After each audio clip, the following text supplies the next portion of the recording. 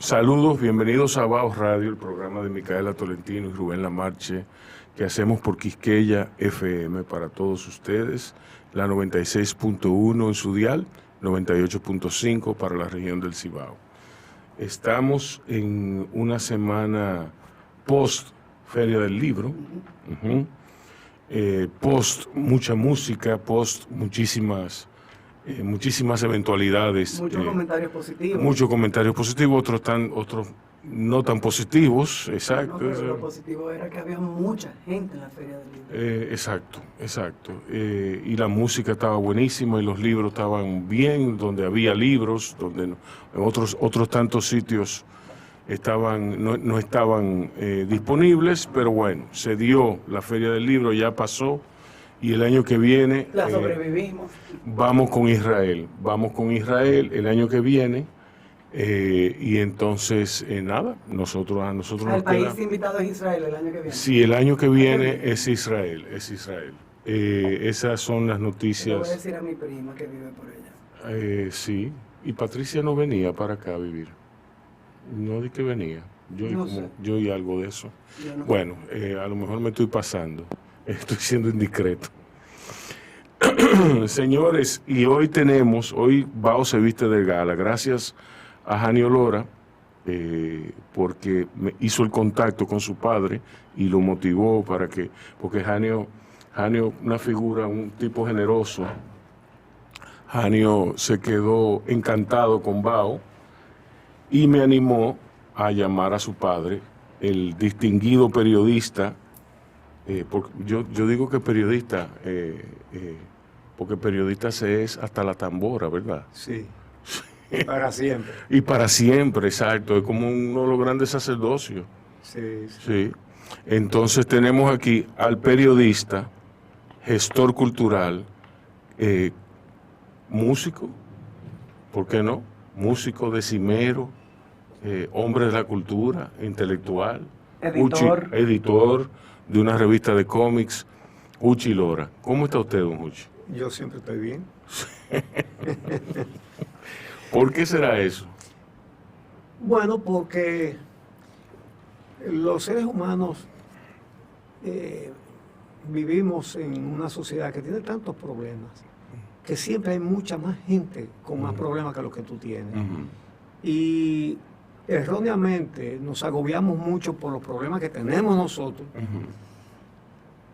Yo conozco gente que le da gripe y dice, pero qué mala suerte, ¿cómo me da una gripe a mí? Óyeme, pero mira a ver cuánto tienen cáncer, cuánto tienen pulmonía o cuánto tienen cualquier cosa.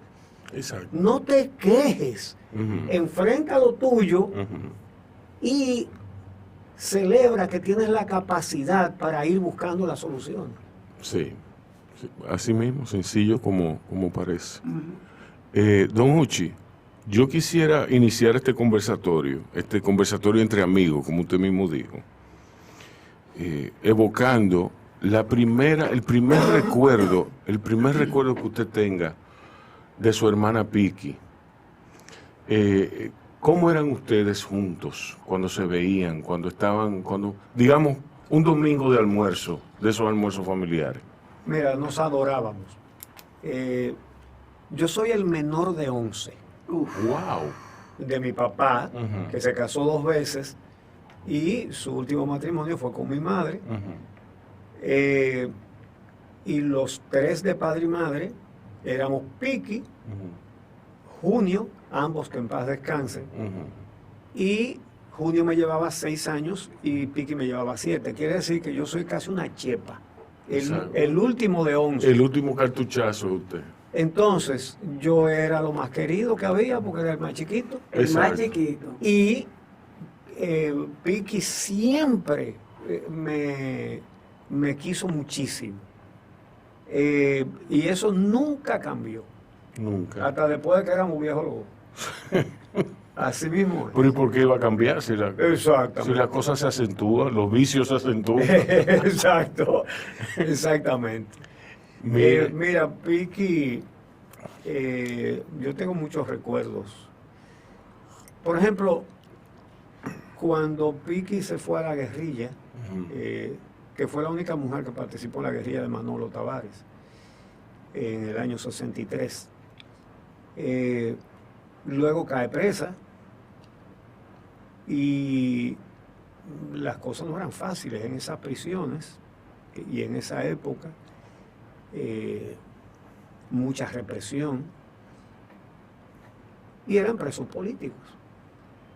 Y un día de mi cumpleaños recibo un telegrama de Piqui desde la cárcel felicitándome por mi cumpleaños. A la semana siguiente íbamos toda la semana a verla desde Santiago. Yo le digo, pero ¿y cómo tú te hiciste para hacerme llegar ese telegrama? Un telegrama? Y me dice ella, soborné a un sargento. Y lo mandé a poner. Sí. Entonces, tengo muchos recuerdos, todos preciosos, de mi hermana. Ella era tan guapa como dicen. Sí, lo era. Lo era. Tan Porque atractiva. lo demostró no solamente en la política, Sí. sino en cosas personales también. Sí. ¿Cómo Eh, cuáles? Bueno, por ejemplo, un día iba caminando por la calle El Sol de Santiago. Ella hacía el programa del 14 de junio. Ujú. En esa época, una emisora de radio, legalmente, pero peligrosamente. Exacto. Y En cualquier momento iban y los recogían a todos. claro, entonces ella va por la calzada en la calle El Sol saliendo del programa y un tipo le estaba mirando de mala manera, que venía caminando en dirección contra ella, sencillamente le dio una galleta. Y el hombre dice, ¿qué? Dice, le conocí la intención de que venía por allí. Carmencita Inver me hizo un cuento de unos trabajadores que iban a la casa de Piqui Lora y no la conocen naturalmente. Digo naturalmente porque aquí esa gente no se conocían. O sea que no, de la nueva generación. Y van los trabajadores, creo que arreglar una cisterna, arreglar algo. Y, A hacerle una caseta para una planta. Sí, que hacerle yo le una- había regalado. Sí. Una plantica. y el tipo le dicen como que esto va a salir más caro de que si o qué, algo así es. Que le estaba quedando mal. Ujú. Arregle eso, que eso no va así. Sí. Y el tipo le dijo, oigan una cosa, oigan lo que le voy a decir. Yo soy un hombre nervioso, Sí. así que usted me paga mi cuarto y yo me voy. Ujú. Entonces Piqui saca una pistola. Piqui siempre estaba armado. Y le dice, yo soy más nerviosa que usted. Ay, con una pistola en la Y dice, mano. fulana, prepárame un trago. Y se sentó frente al tipo. Y se sentó con la pistola sola. Enderece esa vaina, que mi cuarto valen. Sí. Y el tigre se puso mansito, Sí. arregló lo que había hecho mal, terminó el trabajo Sí. con Piqui y cada vez que se le acababa el trago, tráeme más hielo, apuntando al tipo. Pero hay una peor que esa. En una oportunidad yo estoy hablando con Piqui en un jardincito que había afuera en su casa, Mm. en el frente. Y comienza a vocear un ladrón. Y Piqui, en esa oportunidad era un revólver. Ujú. Primero pregunta, ¿dónde que está el ladrón? Y le dice, en esa casa. Era una casa que estaba en construcción, casi frente a su casa. Ujú. Y entonces ella cogió el revólver y sin más ni más cogió y se metió ahí. Sí. Y yo me quedo sorprendido, ¿qué se hizo Piqui? Pues, si yo estoy con ella hace un momentito. Sí. Y de allá adentro sale con el ladrón, manos arriba y ella atrás apuntándole con el revólver. Sí. Entonces enseguida, tú sabes cómo son esas cosas. Ujú. El barrio entero sale a la calle, muchísima gente. Hubo uno que trajo un bate de aluminio, y que pensaba el batazo, y Piqui le dijo, no te atrevas Ujú. a darle golpe. Ujú. Él Pues es que nosotros vamos a ser iguales que ellos. él está dominado. Sí. Entonces llaman a la policía. Ujú. Llamaron, se esperó un rato ahí, eso era en Los Prados, fueron del kilómetro 9 en un jeep. Ujú. Un teniente, un sargento y un raso. Y entonces, el sargento va, ella le dice, mire, el tipo, se lo entrego. El sargento le pone las esposas. Primero le pone en una mano, ¿verdad? Como es lógico. Bueno, se la puso en las dos manos. Entonces él dice, con mucha insolencia, mire, la esposa me están apretando. Y el teniente le dice, ¿cuál es la que te aprieta? Él le dijo, la izquierda. Y entonces cogió y le apretó la derecha. Sí. Entonces, lo sienta ya atrás en el jeep. Y el tipo le dice a Piqui, así, delante de la policía, dije, no se apure, que a mí me sueltan y yo sé dónde usted vive. Piqui tenía unos lentes oscuros puestos y se lo quitó y dice, no, tú no me conoces a mí, come tal cosa. Mírame los ojos para que me conozca bien. Y tú no sabes dónde yo vivo y yo te voy a decir, mira, esa casa azul con verde que está ahí, cuando te suelten, ven por aquí que te voy a meter plomo hasta por él. Sí. Claro. Entonces el teniente le dice, usted ve, doña, por eso es que en lugar de llamarnos a nosotros, lo que tiene que hacer es darle 2 tiros y llamarnos después para nosotros tirarlo en una morgue. Y le dice Piqui, no, pero yo los 2 tiros se los doy ahora mismo. Y él dice, no, pero él dice, ¿cuál es el problema? Que tú estás lleno de gente, allí hay un solar, vamos para el solar, que yo le doy los 2 balazos. Y yo me hago responsable. No, y todo eso lo llevaron. El hombre no se apareció por ahí. Pero imposible. Claro, ¿cómo? Por Dios, será loco o bruto. Lo que es de bocado, pero no es bruto, ¿no? Exacto. Entonces cualquiera cree que la persona que actuaba de esa manera era una mujer de 6 pies de estatura, ¿verdad? Entonces, chiquita y flaquita. Sí. Los hermanos suyos no pueden ser todos así, pero eran así en su mayoría. Mi hermano Junio No, porque hay era que muy valiente. definir. No, era Piqui, pero Junio, Sí, pero usted es un hombre valiente también. no, eso, yo peleé poco cuando era muchacho, porque yo me llevaba bien con todo el mundo. Pero mira, mi hermano Junio era muy valiente también. Sin embargo, él tenía un temperamento más amigable, Más dócil, en más, fin, sí, exacto. Y él hacía cosas que no se las decía a nadie. Él participó en muchas luchas, en luchas clandestinas. Y no le pasó nada. Él tuvo la guerra también, combatió la guerra. Pero nadie andaba averiguando lo que hacía Junio Lora. Y Junio era a él le gustaba mucho bromear y cosas, entonces como que no se notaba, Sí. pero sí era también muy valiente. ¿Y qué otro hermano usted tenía así que haya compartido esa? No, así no. Fue una mezcla de su papá y su mamá. Sí, Sí, fue exactamente. Un cóctel ahí medio raro. Exactamente. Sí. Un cóctel noroestano, porque los dos procedían de la línea noroeste. Ajá. Entonces debe ser que como la línea es tan caliente. Sí. Pero entonces a mí me suena como natural que usted, viniendo de un hogar donde confluían esos temperamentos, que usted haya estudiado periodismo. Usted compartió esa inclinación con la de ser editor, ¿de dónde viene? Ser decimero. Eso viene. A mí me encantaban las décimas suyas en el show del mediodía. Gracias. Sí. Mira, en mi casa, nosotros éramos una familia de clase media baja, ¿no? Casi pobre. Pero había 2 cosas que no faltaban en mi casa. Lujo no había ninguno, pero no faltaba la comida y libros y publicaciones. En mi casa se compraban los periódicos, que eran 2 en esa época, El Caribe y La Nación, y todas las revistas que venían del extranjero. Bohemia de Cuba, Life en Español, Selecciones, todo eso y yo leía mucho. Mi madre nos dio el hábito de la lectura, mamá era maestra.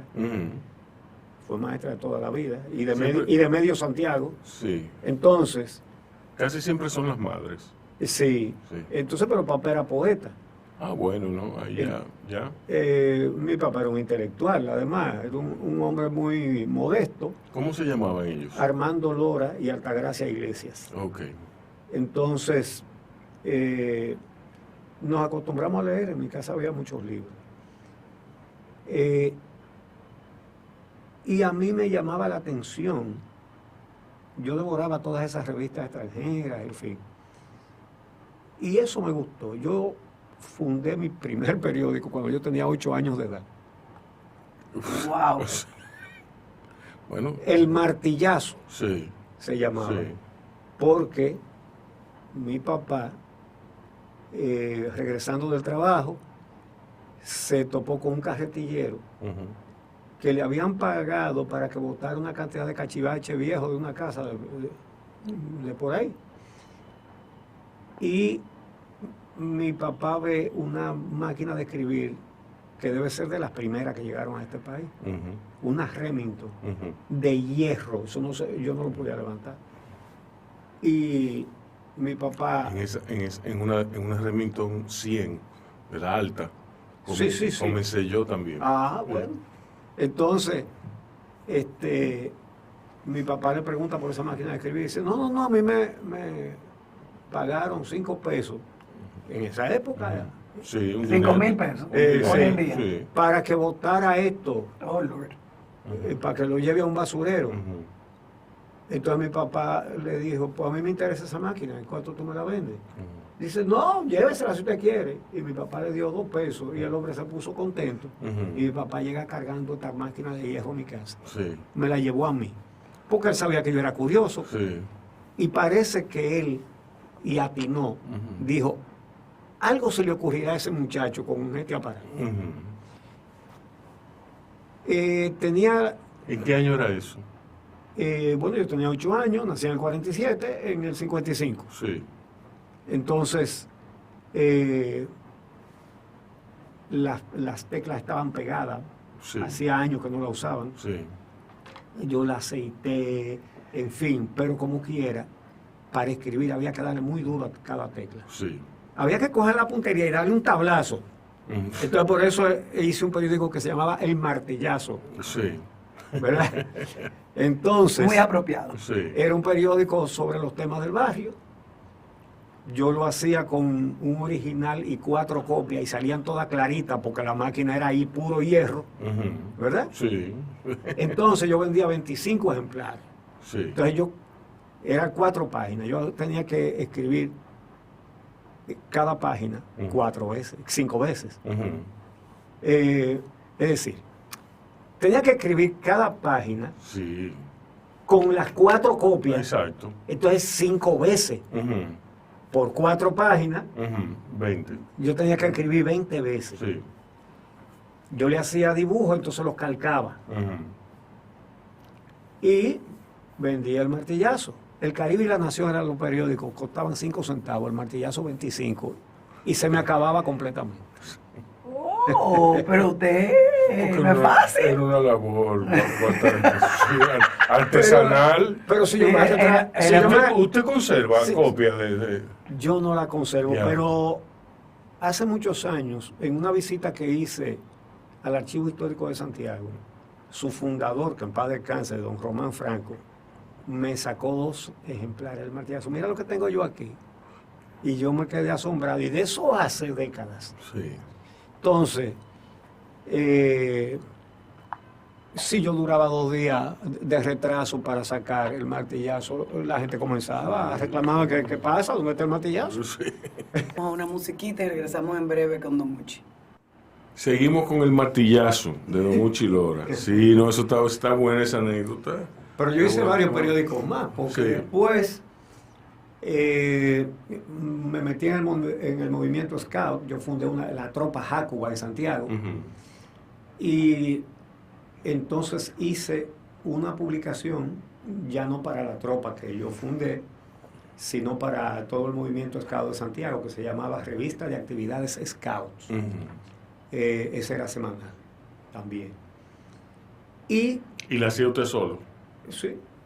Y pero ya esa era moderna, esa era en mimeógrafo. Exacto, sí. No, y no tenía ayuda, no tenía un personal. No, hombre, eso lo hacía yo solo. Entonces, cuando entré al bachillerato, en el liceo secundario, hice otro periódico que se llamaba Chispa, sobre las actividades del colegio, del colegio, del liceo, y también funcionaba. Así que esa vocación yo la tuve clara desde el principio. Usted siempre supo lo que quería hacer. Sí. Wow, qué bien. Y entonces la actividad cultural, lo de las décimas le viene por su papá, claro. Sí. Las décimas ya no hay decimeros. Mira, hay algunos buenos, Sí. jóvenes, sí, que están surgiendo ahora. Yo estoy contento con eso. Hay unos cuantos muchachos que son buenos. Sí. Bueno, Altagracia Salazar tiene uno que... Sí. Que colabora con él. Sí. No recuerdo el nombre. ¿Cómo se llama el decimero de Altagracia Salazar?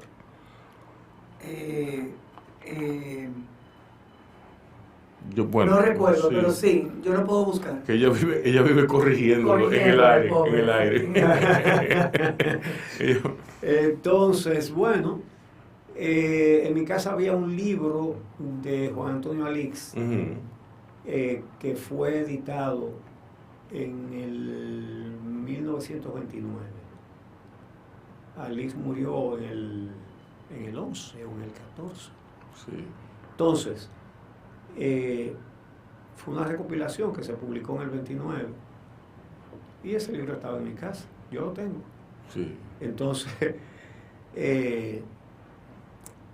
a mí me encantó esa forma de escribir. Entonces, a veces me ponía a leerla y a comentarla con mi papá. Y entonces mi papá cogía y hacía una o dos décimas. Sobre cualquier tema, algún relajo. Sí. Sí, porque eso es lo bueno de la décima, que la décima puede ser graciosa, la décima es un comentario social casi siempre. Exactamente. Exactamente. Entonces, cultivé ese género también. Sí. Pero yo recuerdo que sus décimas eran mordaces, tenían ese filo que mucha gente no se daba cuenta. Dice, no, está Uchilora diciendo sus décimas. Sí. Como que eran vacías, pero eran pujantes, eran provocadoras. Primero siempre eran muy críticas. Sí. Eso puede haberlo dicho alguien que estuviera de acuerdo con el gobierno, sobre todo en los tiempos de Balaguer. Pero ahora resulta que nadie era balaguerista. Sí, exactamente. Sí, ahora nadie es balaguerista. Ahora todo el mundo pelea la revolución. Exactamente, pero ganaba cada vez que se postulaba. Exacto. Casi todas la ganó. Obviamente sabemos cómo. Sí. Pero de que mucha gente votaba por él, sí votaba. Sí. Y él era un líder. Sí. Yo me acuerdo una vez que un procurador de eso de Balaguer dijo que había que prohibir que imitaran a Balaguer los comediantes. Esa era a Cuquín. No, todo lo contrario. Todo lo contrario. Pero eso lo dijo el procurador. Sí. Y yo hice una décima con pie forzado. Nos quieren prohibir la risa. Exacto. No, es como el museo de Trujillo. Eso hay que hacerlo. Hay que enseñarle a la gente. Sí, pero yo estoy de acuerdo. Yo no creo que en Alemania haya un museo de Hitler, déjame decirte. Ahora, cuando se estuvo hablando de eso, hablaban de poner los perfumes que él usaba. Pero es loco que estamos. Porque si se hace un museo de Trujillo debe ser con la silla eléctrica. Con la silla eléctrica. ¿Verdad? Sí. Hay que coger, hay que curarlo.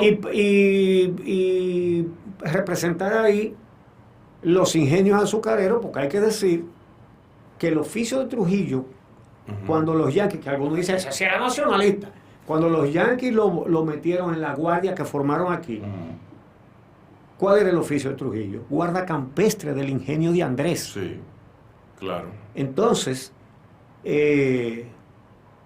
esa fortuna que él tenía ¿Era el salario de guardacampestre? Era ahí, no. ¿O fue lo que se robó del Estado Dominicano? Entonces, si se va a hacer un museo, debe ser explicando cómo fue que se robó todo eso. Yo no estoy de acuerdo con el museo, yo más bien estoy de acuerdo a con un memorial. un memorial, No, pero una retrospectiva que dure, qué sé yo, unos 10 años y a los 10 años que se tumbe. En el Museo Memorial de la Resistencia Sí. hay mucha documentación. Sí. Por ejemplo, Bernardo Vega ha hecho una labor excelente desmontando varios de los mitos, que pagó la deuda externa. Busca lo que escribe Bernardo Vega para que tú veas. Recogió todos los dólares y se los quedó. Que fue el que instituyó el peso dominicano, fue verdad. Y Bernardo Vega dice, sí, fue el penúltimo país de América Latina que instituyó su moneda. Sí. Incluso dice, el GUR de haitiano fue primero que el peso dominicano. Todo fue primero. Entonces, los trujillistas quieren exaltarlo diciendo Sí. esas cosas. Y no era verdad Sí. que tenía ese tipo de mérito. Un criminal con el poder en la mano. No, a mí la que me gusta es que dicen que Trujillo, que no había ladrones cuando Trujillo, claro, el único ladrón era él. Claro, él tenía el Eso monopolio. es el monopolio de robo. Él no quería competencia. Ujú. Entonces, bueno, eso de Trujillo no hay nada bueno que decir. Absolutamente. Absolutamente. Entonces, a pesar de que estamos aquí en Quisqueya FM, No, pero bueno, Petán anda por ahí, dicen. ¿Tú me entiendes? Petán no puede estar vivo. ¿Eh? No, Petán está en se el- murió en hace el- mucho tiempo. No, En pero el el elevador. fantasma, dicen aquí que el fantasma, que el fantasma. que el fantasma en el ronda. elevador es que está el fantasma de Petán. Sí. Él no sale de ahí. Crean en mí, él no sale de ahí. Don Uchi, entonces, en Santiago, vamos un poco más atrás. ¿Cómo era Santiago en esa época entonces? La aldea. Cuando yo era muchacho, Ujú. sí era la segunda ciudad del país, pero no vaya tú a pensar que eso era gran cosa, decir eso. Ujú. Exacto. Sí. El país tenía muy poco desarrollo. Sí. Yo recuerdo una cosa que tiene que ver con la propaganda y el monopolio de la propaganda y de la información. Cuando llegaron al país como una exhibición de modernismo, los letreros de luces de neón, Sí. eso fue una cosa, todo el Sí. mundo asombrado viendo esos letreros de colores. Una cosa que tú la ves ahora y tú te ríes de eso, ¿verdad? Sí, hombre. Ni te das cuenta. Te Sí. ponían Sí. en luces de neón, Dios y Trujillo, No, no. Ya. por todos lados. Sí. Señores, cuando ustedes vean a políticos que se retratan como en el cielo y entre las nubes, ténganle cuidado. Ujú. Y gente que se pone título. Ujú. Mira, el benefactor de la patria, el padre de la patria nueva, el primer maestro, maestro, líder y guía, papá, mamá, nené. Ujú. ¡Ay! Licenciado. A mí me asustan mucho los licenciados. ¿Y por qué? No, porque quien se pone, yo soy el licenciado Rubén Lamarche, quien lo dice de entrada. Para mí eso es algo que tú no debes decir. Y algo que no, Sí. no, hay que no. Sí, yo soy Sí, Juan Pérez. sí. Sí, yo no creo que... Bueno, papi tenía un doctorado y él no era doctor Hugo Tolentino. Aunque habían personas que le decían doctor Hugo Tolentino. Y ese sí tenía capacidad e ilustración. Exacto. Eh, Pero él nunca, de, muy poca gente le decían doctor y él no se lo ponía. de las últimas veces que lo vi, fue en el Senado, en unas vistas públicas en las que participamos, no solamente él y yo, sino varias personas más, por un proyecto de ley que sometió Dionis Sánchez, el senador de Pedernales, para que se saquen los restos de Santana del Panteón Nacional. Ujú. Y todavía no han llegado a nada. ¿Y qué ¿Cuál era la posición de papi en eso? ¿Usted sabe? No, es una exposición brillante, que lo saquen de ahí. Pero una exposición brillante. Y me llamó la atención que los que defendían que se quede los restos de Santana en el Panteón Nacional eran casi todos, menos uno de los que estaban ahí, historiadores militares, guardias. Eso a mí me asombra, que hay un historiador militar. Hay varios. Sí, sí, hay varios, sí. Bueno, pero dejémoslo ahí, porque no me planteen el tema militar. Bueno, vamos a una musiquita y exacto. regresamos con otro tema un poquito más interesante. Sí. Con un sobrino Ujú. que era hermano de Sánchez. Lo fusiló, a él le gustaba fusilar familia. A Antonio Duvergé, Antonio Duvergé lo fusiló con un hijo de Duvergé. Y Duvergé solamente pidió que lo fusilaran a él de último y a su hijo primero, para que su hijo no pasara por el dolor de verlo fusilar a él. Entonces Santana dijo, pues hágalo al revés de lo que él quiere. Es así. Y cuando lo fusilaron, el presente, Pedro Santana, le pateó la cara. Diablo. Entonces ese muchachito declaró a Duarte Sánchez Mella traidores a la patria, a los que fundaron la patria. Sí. A prácticamente todos los trinitarios los encarceló a los tres tuvieron presos. Desterró a Duarte. Sí. Después desterró a la familia entera de Duarte. Hay que ver la carta que le manda a doña Manuela Díez, diciéndole una cantidad de insultos. Y tiene una expresión rara, dice, la familia suya de usted, con esa palabra. Sí. La familia suya de usted. Sí. Ahí le dice que Sí. esa familia era conspiradora y qué sé yo qué. Sí. Entonces ese tipo que declaró traidores a la patria, a los fundadores de la patria, es que se la vendía a España, a cambio de un título de marqués de las Carreras y del poder para robar. Pagó su culpa porque después que vinieron los españoles aquí, los españoles no le dieron todo lo que él quería, sí lo nombraron marqués,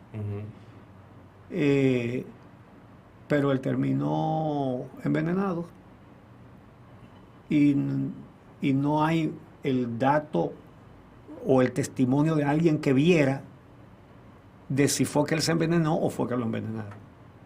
Ok. Pero lo que hizo fue perseguir a todos los patriotas, uno por uno y con saña. A Sánchez Pero también aquí lo lo dice fusiló. en Wikipedia. Todo lo que usted ha dicho aquí está en Wikipedia. Ajá. ¿Es así? Está ahí todo. Lo que le hizo a Duvergé, lo que le hizo a la Trinitaria, lo que le hizo a María Trinidad Sánchez, está ahí. Estoy en grano ahora mismo. Sí, sí. Entonces, ¿quién puso a Pedro Santana en el Panteón Nacional, junto con sus víctimas? Balaguer. En estos días, el presidente Abinader invitó a un almuerzo a una cantidad de periodistas para que le hicieran preguntas sin tema. Y uno de los presentes le preguntó sobre el tema Del Panteón. de los restos de Santana en el Panteón. El traidor con los creadores de la patria y de los héroes de la patria. Y él dijo que él prefería no decir él, sino que eso se sometiera a debate. Realmente hace tiempo, antes de ser presidente, él escribió un artículo diciendo que debían sacar los restos de él. El caso es que él dijo eso, que él prefiere que eso sea un debate. Y yo creo que eso hay que hacerlo. Hay un... ¿El debate o sacar a Pedro Santana? sacar a los restos de Pedro Santana. Hay que sacar. Yo le dije al presidente, decreto mata decreto. ¿Quién puso a Pedro Santana en el Panteón Nacional? Un decreto de Balaguer. Pues, ¿Quién lo saca? pues, ¿Otro decreto? Con otro decreto se saca. Punto. Sí. Pero parece que él quiere que sea como una decisión de más gente. Ujú. Pero él antes escribió su posición que estaba de acuerdo con sacarlo de ahí. Ujú. Y se debe sacar de ahí. Eso es un insulto a todos los dominicanos. Ujú. Sí. Don Uchi, entonces usted estudió periodismo formalmente. Sí, en la UAS. ¿Dónde? En la UAS. Sí. ¿Usted viene en qué año para acá? En el 66. En el 66. Sí. Óyeme, pero no es que En el medio del... no es que el universo conspiraba, no, es que En el medio del tornado. Mira, y en ese mismo año comencé a ejercer profesionalmente. sí. Tuve muchísimo trabajo para inscribirme en la UAS porque acababa de pasar la guerra Sí. y los certificados de bachiller no aparecían. Oh, Lord. No el mío, no, los de nadie. Sí. No se podía conseguir un certificado de bachiller porque había un desorden. Ujú. Y Qué raro. sí. Ujú. Recuerda, la guerra del 65. Ujú. En el 66 todavía eso no estaba. Ujú. Entonces, siempre le agradeceré al doctor Freddy Gatón Arce, que era el director de la Escuela de Periodismo de la UAS, que porque yo vine e insistí, yo dije, bueno, pero yo no puedo traer certificado porque no hay certificado. Y yo quiero estudiar, no me pueden decir que no. Ujú. Y Freddy Gatón Arce dijo, mira, el solo hecho de que tú has venido de Santiago para estudiar aquí, yo comienzo a asistir a clase. Eso fue ya, la clase tenían un mes que había comenzado. Ujú. Me dice, yo te autorizo a que, y eso lo arreglaremos en el camino, de la manera que sea. Ujú. El día del último examen de ese primer, eran semestre, cuando eso, mientras estábamos en el aula, llenando el examen, entró el director, que ya era en ese momento director del periódico El Nacional, que acababa de salir el 11 de septiembre de 1966. Entonces él era el director de la Escuela de Periodismo y era el director del Nacional. Entonces ese último día, él entra al aula y me dice, nada más se dirigió a mí, me dijo, cuando termines del examen, pasa por mi oficina. Yo dije, me bromé. Pensé yo, eso es que no me pueden inscribir. Pero cuando fui, entonces me dijo, mira, el decano te quiere ver. Digo, se puso peor la cosa. El decano era Antonio Avelino. Sí. Y cuando vamos, lo que hace el decano es felicitarme por los reportes que me dijo que le habían dado mis profesores. Incluido el director, que también era profesor. Bueno, ahí yo respiré, Sí. pero no me dijo nada de la inscripción. Entonces, cuando salimos, Freddy Gatón Arce me dijo, tú estás inscrito y tú pasaste. No habían dado nota. Era el día del último examen. Nadie sabía cuánto había sacado en nada. Entonces, me dijo, y efectivamente, como te dijo el decano, todos los profesores han dado buenos reportes tuyos. Entonces, era viernes. Me dice, ¿y tú te vas mañana para Santiago? Él sabía que yo me iba todos los fines de semana. Yo dije, sí. Me dice, no, tú no vas para Santiago mañana. Mañana tú comienzas a trabajar en el Nacional. Yeah. Eso es como que tú estés jugando aquí amateur con el equipo de Salchichón Cami y te diga, mira, prepara tu bulto que vas a jugar con los Yankees mañana. Sí. Exacto. ¿Y cuáles eran sus compañeros? En el Nacional. Sí. La mesa de redacción estaban Radamés Gómez Pepín, Juan José Ayuso y Francisco Álvarez Castellano. Diablo. Oye, que hay 3 estrellas. Diablo. Y los otros periodistas eran Miguel Hernández, Miguel Ángel Prestol, Clara Leila Alfonso, Brinela Fernández, Luis Fernández. Sí, era. Los demás fueron entrando después. Sí. Diablo, cójalo. Qué maldito equipo, cójalo. Sí. Yo me imagino. Yo solo puedo imaginarme. Y entonces, ¿cuántos años tuvo usted en el Nacional? Tuve varios años ahí. Hasta que después me fui a Santiago porque nombraron a Jackie Núñez del Risco director de Relaciones Públicas de la Madre y Maestra, que ya lo había sido de la UAS. Y éramos amigos. Y entonces él me pidió que me fuera a trabajar con él y decirme a mí: vete a trabajar para Santiago, era muerto, tú quieres misa. Sí, sí, sí. No lo pensé ni un minuto, me fui para Santiago. Después Jackie se fue, después como de 2 años, algo así, y yo entonces cogí para acá otra vez. Y volví, me dieron mi trabajo en Nacional otra vez. Ah, qué bien. Sí. Bueno, usted debió haber hecho algo bien. Bueno. ¿En qué año fue eso? Eso fue, déjame ver si 70. me acuerdo. ¿Hasta qué año estuvo usted en el Nacional? A mí me da trabajo calcular algunas cosas. Sí. Déjame ver, porque eso, yo comencé en el Nacional el 5 de noviembre del 66. Entonces me fui a Santiago en el 68, fue como en el 70, sí. Sí. Que yo vine. Sí. Qué bien. En ese año nací yo. Ya tú sabes. Yo no estaba ni planeando. Bueno, señores, vamos a una pausa y venimos seguido con ya la década que le sigue, la década de los 70, esos tumultuosos años que fueron, bueno, que don Uchi ha visitado esos años aquí durante esta conversación itinerantemente. De los 12 años. Sí, los 12 años de Balaguer. ¿Y los otros 10? Exacto, los otros 10. Bao sigue y venimos seguido. Aquí estamos de regreso en Bao Radio con don Uchi Lora. Rubén. Entonces, los 70. Dios mío, Balaguer. Ay, me Sí. encanta. Balaguer, persecuciones, amenazas, Sí.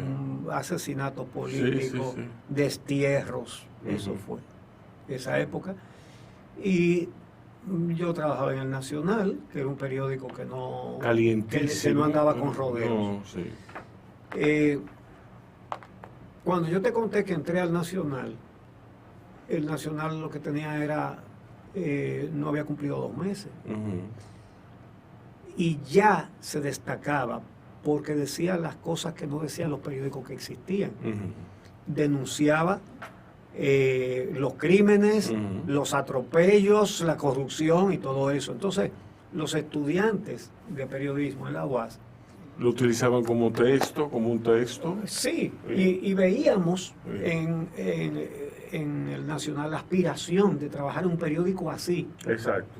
que arrastró a los grandes, que no decían esas cosas y tuvieron que comenzar a decir algunas cositas, porque era que entonces se notaba. Sí. Pero eso dio... Siempre fue tabloide el Nacional. Sí. Siempre. Sí, siempre. Y siempre fue en la tarde. Y siempre fue tabloide vespertino, siempre. Sí. Entonces... Eso facilitaba mucho el manejo del periódico. Sí, Sí, sí. facilitaba. Leer aquella sábana, eso Sí, era una cosa. sí. Entonces, los periodistas del Nacional teníamos problemas con la policía, con muchos estamentos del poder, porque a ellos no les parecía nada simpático lo que nosotros hacíamos. Sí. A nosotros nos amenazaban, eso era... Era dificultoso, a mí me trancaron unas cuantas veces. Eran años peligrosos para ser periodista. Sí, muy peligroso. O para ser un político de la oposición, como Don Hugo, que le pusieron Sí. una Bueno, bomba. papi era rector en esa época, Sí. pero le pusieron una bomba en el 70 y pico aquí. Sí. Yo tenía 4 o 5 años, por eso se mudaron. Sí, Yo entiendo que fue por eso que se mudaron. sí, no, porque eran Le años... explotó a la pobre niñera, Y a la- Urania. el nivel de politización... No estábamos aquí. Sí. Gracias a Dios. Pero Pero a la la- pobre Urania no le pasó nada a Urania. Ah, ok. Pero Sí, Pasó un susto. qué experiencia. Sí.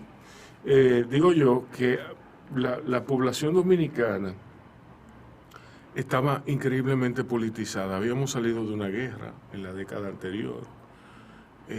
una dictadura. De una dictadura. Y haber Décadas salido de la anteriores. guerra significaba Sí. que estaban, esos 12 años fueron exterminando Sí, a los combatientes de la guerra. Sí, a los combatientes. Ahí mataron a Ramón Mejía Pichirilo, Sí. que era un héroe de la guerra de abril. Ujú. Y así fueron, Muchísimo. fueron acabándolos. Sí. Entonces, de ahí al 78, cuando, no al 78 no, bueno sí al 78, cuando llega Guzmán, yo me acuerdo como ahora, el cambio, Sí, el país parece que tomó un segundo aire. sí. Sí, yo recuerdo también. Sí. Como que un... Sí. Sí, pero él, nada, todo el mundo sabe la historia de él. Él Yo me di cuenta, Bueno, obviamente, yo era muy chiquita y me excusa Rubén. Pero yo recuerdo que aquí había mucha tensión aquí, viviendo aquí. el pueblo estaba muy airado. Entonces llegábamos a la Bolívar y como que la cosa como que cambió. De repente, papi cambió. Ujú. Estaba más, tú sabes. Más tranquilo. Sí. Yo eso lo recuerdo claramente. Sí, sí. Aquí no, aquí se bebía tenso, nunca había agua, nunca había luz, siempre papi siempre como que, tú sabes, ciérrenme a la puerta, tú sabes, todo era muy... Sí, sí, sí. La familia vivían angustiada. Sí. Sí. La gente se ponía muy tensa si los hijos estaban en la calle de noche. Sí. Yo recuerdo ¿Y que a qué hora vienen? No había celulares para tú estar preguntando. Exacto. Mi papá, Ni mucho teléfono tampoco. que fue un gran odiador de Balaguer, que decía que era un criminal, a voz en cuello, que todo el mundo le tenía que mandarlo a callar. Fernando, cállate, tú estás loco. Mi papá vivía tenso también, y porque él me tenía a mí, que yo era un muchacho chiquito, que yo jugaba, que voy a jugar pelota, que voy a esto, que voy a aquello. Entonces él vivía como... Entonces cuando viene Guzmán y gana, yo recuerdo que fue como que se desinfló todo el mundo. Se desinfló esa ansiedad que tenía Sí, sí, sí. la población. La gente como que respiró. Sí. Pero luego ¿Cuánto duró Guzmán en poder antes de fallecer? No, 2 años. él se quitó la vida Sí. a pocos días de entregar el poder a Salvador Roque Blanco. Ah, es decir, que él cumplió. Ujú. Casi. Casi. 40 y pico de días antes, Ujú. él se quitó la vida y esos 40 y pico de días los cubrió el que era vicepresidente, que era Jacobo Masluco, Sí. que en paz descanse también. Sí, así es. Y después entonces viene Jorge Blanco y luego vienen los 10 años de Balaguer. Sí. Sí, más tensión. Que no fueron tan sanguinarios como los anteriores 12, pero ahí fue que asesinaron y desaparecieron a Narcisazo. A Narcisazo. Exacto. Ujú. A Narcisazo. Otro golpe para el periodismo dominicano. Sí. Y yo recuerdo que quisieron decir con su muerte que él estaba deprimido. Que él se Pero suicidó. Pero una cosa absurda. Que él se suicidó. Sí. Mira, nombraron una comisión de 3 coroneles para investigar la muerte de Narcisa. Sí. Esos 3 coroneles fueron a mi casa. Ujú. Y al menos 2 de ellos creo que siguen vivos. Hay uno que estoy seguro de que sigue vivo. me llamaron que querían hablar conmigo, que querían visitarme en mi casa, y yo dije que con mucho gusto. Y fueron, porque recuerda que Narcisazo y yo trabajamos juntos, y además él y yo hicimos una revista de humor político, Tirabuzón, que la hacíamos él y yo nada más. Sí. Entonces, llegan estos 3 coroneles a mi casa, y la primera pregunta que me hacen es: como usted fue compañero de trabajo y compartió tanto con él, ¿usted considera que el señor González tenía un temperamento que pudiera ser compatible con alguien que pudiera atentar contra su propia vida? Y yo le dije: vamos a hablar español. Sí. Ustedes son 3 coroneles, eran jóvenes los 3. Ustedes son 3 coroneles jóvenes. Yo no he oído hablar nada de ustedes de que tenga que ver con sangre. Y era verdad. Yo no sé si habían hecho o no habían hecho, pero yo no había oído de ninguno de esos 3 señores. Y se lo dije. Digo, pero yo, ustedes son investigadores los 3. Y lo primero que sabe un investigador es a quién afecta un crimen, ¿verdad? Entonces, ustedes están averiguando si se pudo haber suicidado. Y ustedes me preguntan sobre su temperamento. Eso se lo voy a responder primero. En lo absoluto podía Narciso González ser un suicida potencial. Un hombre que fue un luchador hasta el último día de su vida. Exacto. No tiene el perfil de una persona que atenta contra su propia vida. Es un hombre que está luchando contra el sistema. Y con mucha valentía. Y desafiante además. Y le digo yo, pero además, él sería el único suicida que después de muerto esconde su cuerpo. Exacto. Porque el problema de Narciso que no aparece. Exacto. Entonces él se mató y después escondió su cuerpo. Pero le voy a decir otra cosa. Ustedes no se han preguntado por qué a ustedes, que son coroneles, los nombran para investigar el caso cuando los principales sospechosos son generales. Entonces ya eso lo está diciendo todo. Tienen que buscar un suicidio, aunque lo tengan que fabricar, porque ustedes saben bien que el día antes de su desaparición, en un discurso que él pronunció en la UAS, con las elecciones paradas por Balaguer, él dijo cuántos millones de pesos le había dado Balaguer en contratas al secretario de la Fuerza Armada, al jefe de la Fuerza Aérea, al jefe del Ejército y al jefe de la Policía y al jefe de la Marina. Exacto. ¿Y por qué eran reeleccionistas, verdad? Entonces, y ustedes lo que andan averiguando era si él tenía un temperamento suicida. No, a ustedes lo pusieron ahí porque los principales sospechosos son generales y ustedes son subalternos de los sospechosos. Punto. Y en eso va a quedar esa investigación que ustedes van a hacer. Ahí andan 3, yo te voy a decir el nombre de uno que estoy seguro que está vivo, para que le preguntes si te topa con él. Ya. ¿Cuándo entra usted en el Canal 2? En el 2. En el 2, no, en el... En el 9.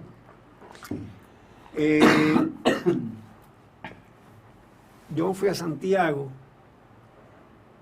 porque se me ocurrió hacer un proyecto de un periódico que valiera la pena.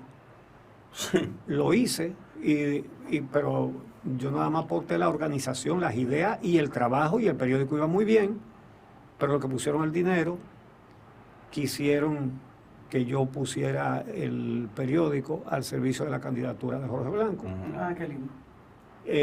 Y yo me planteé, dije, no, el director del periódico soy yo, ustedes son los dueños, pero yo soy el creador del periódico y soy el director. Bueno, y me votaron de mi periódico, bueno, pues, ok. Entonces, volví a la noticia y volví a escribir mi columna, Tintero. Y un sábado estábamos un grupo de amigos y estaba Jackie Núñez en el grupo. Había guitarra, había sancocho y trago. Entonces, yo me ponía a relajar, a improvisar coplas, relajando con lo que estaban ahí, que a fulano le pasó tal cosa, ese tipo de cosas, improvisando cosas. Y uno se pasa un rato de lo más divertido con eso. Sí. Y en un momento Jackie me dice, me llama aparte, me dice, dime una cosa, ¿tú serías capaz de hacer un comentario en televisión con el mismo estilo con que tú escribes tu columna en el periódico? Y yo dije, sí. Entonces me dice, ¿y tú serías capaz de resumirlo al final en versos como lo que tú estás haciendo aquí? Y yo le dije, sí. Era un sábado. Me dice, tú comienzas el lunes el show del mediodía. Y así comienza el show del mediodía. Es decir, la idea, como yo estaba improvisando cosas ahí, la idea de Jackie fue el comentario y que diga al final, exacto, una redondilla, una cuarteta, una décima, pareados, en fin. Y él me dijo eso, todas esas vertientes. Y yo un día hacía pareado, otro día hacía décima, otro día hacía redondilla, en fin. Y fue buena idea, porque comentarista hay muchísimo, pero hacer un resumen rimado. Para la obra. Y yo siempre le ponía un tinte de humor. ¿Tú me entiendes? Sí. Es como que tú tengas 10 cocineros con 10 pailas haciendo arroz y 9 hacen el arroz blanco, y si hay uno que le pone un tomatico, una pimientica, entonces la fila es en esa. Sí. Esa fue la idea de Jackie. Pero después, en una conversación que tuvimos un tiempo después, él me dijo que además tenía que ya él iba, a él no se le ocurrió ahí, que ya él iba con esa idea, y por un motivo muy noble de parte de él. Como en esos tiempos a mí me amenazaba mucho, él me dijo, mira, no es lo mismo matar a una firma en un periódico que matar a un rostro que entra a la casa de todo el mundo por la televisión. No es lo mismo. Y la idea de él era humanizarlo. Era protegerlo. Sí, pero humanizar, sí, pero también humanizarlo de cierta manera. Aparte de que yo podía hacer algo que sirviera para el Exacto, programa, pero su propósito fundamental era preservarme. Por eso, óyeme, mi gratitud a Jackie Núñez del Rico es para toda la vida, como para Freddy Verasgoico también, que hizo cosas también en mi favor. Para resolver problemas. Conflictos. Sí. A ellos dos yo le atribuyo la libertad de expresión que hay en los medios electrónicos en este país. Fíjate que en la mayoría de los países donde hay prensa libre, es la prensa de papel. Bueno, ya son otros tiempos, ya también es el internet. Pero nunca se aplicó la misma libertad, por ejemplo en México, a los medios electrónicos. En México había muchísimos periódicos que decían la verdad, pero en la televisión nadie. Los medios electrónicos, como las frecuencias son del Estado, las controlan. Sí. Y aquí eso no lo hicieron gracias a Freddy Verasgoico y a Jackie Núñez del Rico. ¿Por qué? Porque hacían los programas que tenían más audiencia, por lo tanto eran los programas que más vendían, por lo tanto nadie le podía decir. Y bueno, y José Augusto estaba de acuerdo también con que ellos... No, es que ellos pusieron de moda José Augusto Tomén. el gran presupuesto publicitario. Eso es. El gran presupuesto. Eso es. Entonces, ¿qué pasa? Yo me acuerdo perfectamente una vez que se descubrió, y eso lo denunció el periódico El Sol, que existía cuando eso. Donde comencé yo escribiendo de cine. Entonces fíjate bien. Se descubrió que la Gulf and Western le debía en impuestos al Estado 37 millones de pesos. 37 millones de pesos lo tiene cualquier chuflay ahora mismo. En ese tiempo eso era todo el dinero. Y fue un escándalo que la Gulf and Western no le paga impuestos al gobierno. Sí. Entonces, yo hice un comentario en el show del mediodía y Jackie hizo un pronunciamiento, pero en el show del mediodía había un anuncio de la Gulf and Western. Sí. Y el anuncio lo quitaron, lo mandaron a quitar ese mismo día. Y al día siguiente, esto es un comentario que nunca olvidaré que hizo Jackie Núñez. Jackie Núñez le dijo eso al público. Dijo, mire, ayer comentamos esta situación de que la Gulf and Western no paga impuestos. Le debe 37 millones de impuestos al gobierno y no se los paga. Pues la Gulf and Western mandó a quitar un anuncio que tenía aquí. Y nosotros nos alegramos. Dice, pero nosotros le queremos decir a la Gulf and Western que este programa no tiene anuncios. Que se calle esas cosas. Oye, que este programa tiene anuncios porque se ve. No se ve porque tiene anuncios, sino que tiene anuncios porque se ve. Así que buen viento los lleve. Es decir, estamos complacidos de que hayan quitado el anuncio de aquí. Para mí eso fue un momento fundamental de la libertad de expresión en los medios electrónicos de este país. Sí, así es. Y esa es una de las cosas que hay que reconocerle a Jackie Núñez del Risco. Una gran figura sin duda. Mire, don Huchi, entonces, ¿cuáles fueron los momentos cimeros de su carrera? Es que yo no... Sí. ¿Qué? Yo no sé, yo nunca pensaba en esos momentos cimeros. Bueno, pero sí, un momento donde su personal se bañó se casó con la gloria, como usted, donde hubo un ejemplo de una gestión periodística íntegra. Ahora, Sí. Bueno, digo yo, mi opinión. mira, yo he trabajado periodismo de diarios, periodismo de revista. Yo trabajé en la revista Ahora un buen tiempo, también cuando trabajaba en el Nacional. He trabajado periodismo radial. Lo hice en Santiago y lo he hecho aquí. Sí. Y periodismo de televisión. Entonces, en cada uno de esos renglones, pues yo he hecho diferentes cosas. He tratado de hacerlo bien. He tratado de ejercer el oficio en bien de los intereses de la sociedad. Esa ha sido mi intención siempre. Y lo sigue siendo al día de hoy. Porque yo me retiré del programa El Día por una advertencia de los médicos que me dijeron que la falta de sueño me estaba minando la salud.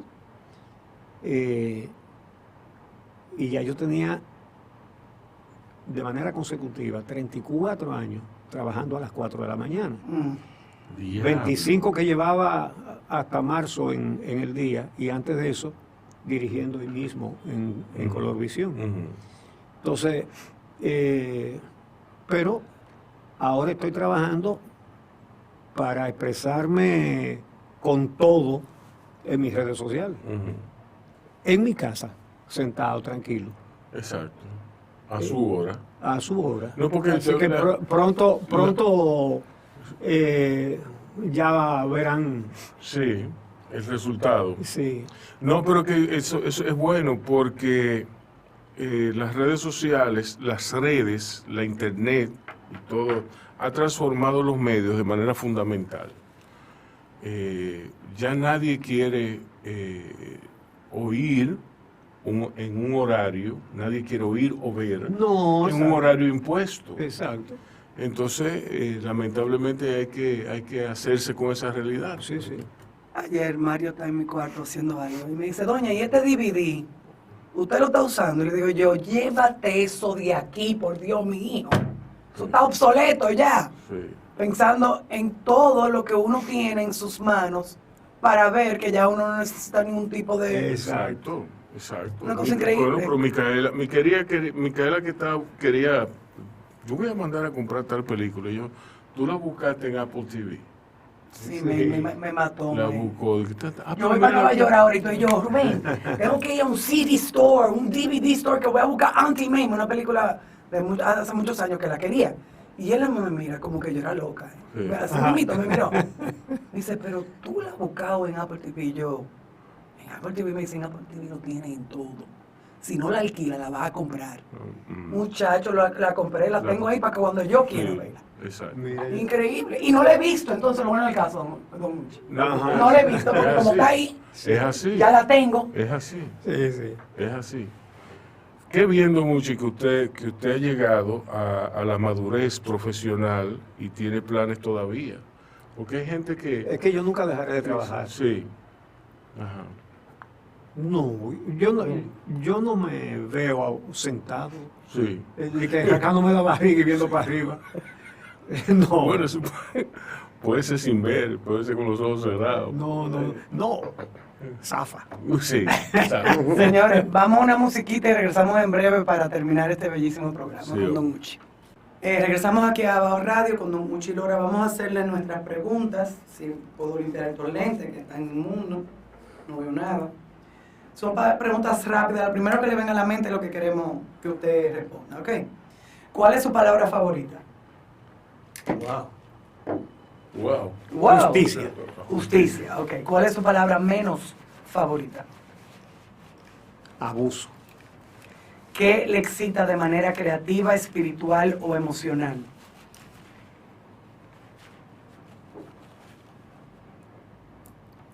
¿Qué me excita de manera? Creativa, espiritual o emocional. O un tema que yo pueda convertir en una décima. Excelente. ¿Qué le apaga? El cansancio, nada más. Su mala palabra favorita.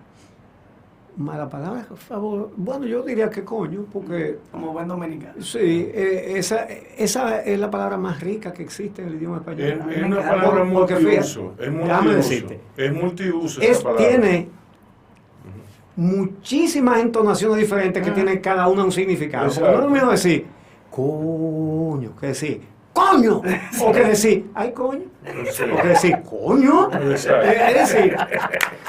Es decir, no hay una palabra más rica que esa. Sí, sí, usted tiene razón. Sí. ¿Qué sonido o ruido le gusta? Un concierto de pajaritos que recibo cada mañana y cada tarde en mi casa, Ujú. de un montón de pajaritos que viven, muchos de ellos en una mata de mango que hay en mi patio. Qué chulo, qué lindo. ¿Qué sonido o ruido no le gusta? ¡Wow! Una cosa esa que graban ahora con que arrastran a la mujer por el suelo, en fin. Sí. Eso mismo, lo entendemos todos. Sí. Sí. ¿Qué profesión que no sea la suya le gustaría ejercer? La psicología. ¿Qué profesión no le gustaría ejercer?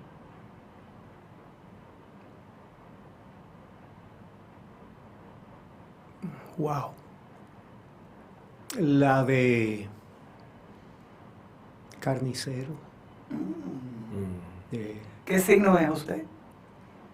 Yo no le hago caso a eso, pero yo nací el 7 de mayo. Estoy casi cumpliendo años este sábado. Qué bien. ¿Él es Tauro o Géminis? Ahora lo buscamos. Felicidades. Creo que es Tauro. Sí, Sí. usted sabe que es un Tauro.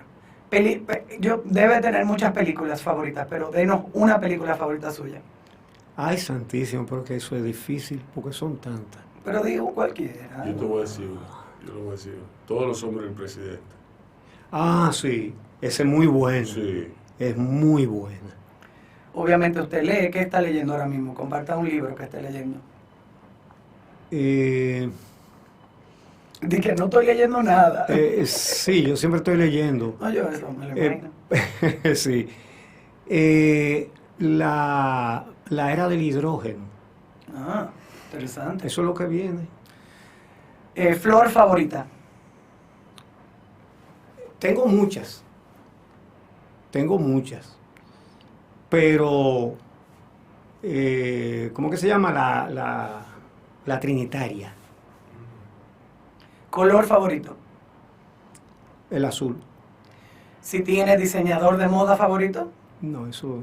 Yo ni estoy enterado de quiénes son ni nada de eso. Artista plástico o visual. Ah, bueno, hay muchos. Mira, ahí está Cestero. Mira, son muchos. Hay uno que ya se fue, Coquito Peña, que me encanta el estilo con el que él pintó siempre. Bueno, y siendo de Santiago, Giorgi Morel, siempre hay. Sí, Sí. que me acuerdo muy bien de él. ¿Sabes que Giorgi Morel tocaba violín? Sí. Y cuando yo iba al liceo secundario tenía que pasar por el frente de su casa. Él vivía en una esquina de la calle El Sol. Y yo pasaba por ahí. Y a veces, cuando pasaba, él estaba tocando el violín y yo lo veía desde la calle. Me paraba un ratico a oírlo tocando. Wow. Qué bien. Parte favorita de la República Dominicana. La Cordillera Central. Ciudad o país favorito. Bueno, ciudad, Santiago, y país favorito, el mío. Okay. Pero hay muchos países preciosos. Canadá, Suecia. Hay muchos países interesantes. Plato favorito.